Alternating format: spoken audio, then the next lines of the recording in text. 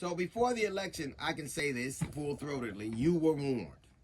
You were warned over and over and over and ad nauseum. You were warned about Project 2025. You were warned about what they were going to do with the social safety net. You were warned about what they're going to do to the Department of Education. You were warned about other bureaucracies they were calling. You were warned ad nauseum. And what did you say? They're just trying, it's fear-mongering. You said it over and over and over again. They're just trying to make you afraid. Last night, the Congress passed its budget, and in its budget, it cuts almost $500 billion out of Medicare and Medicaid. The social services net, they've cut it. You were warned.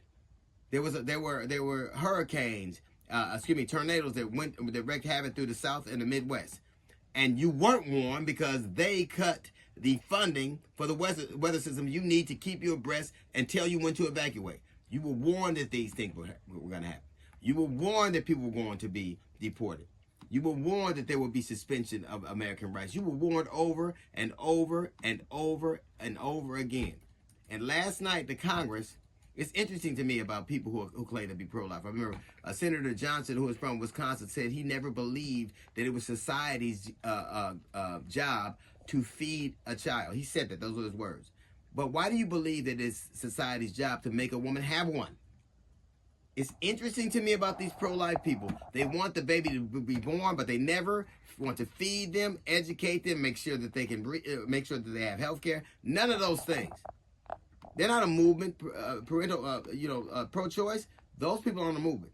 They are deadbeat dads is what they are. You were warned over and over and over and over again, over and over, what would it mean and what would happen, and there would be all this turmoil, and you didn't care. Now, we're not as safe in planes. Our water is dirtier. Our air is dirtier. There's more upheaval. You were warned.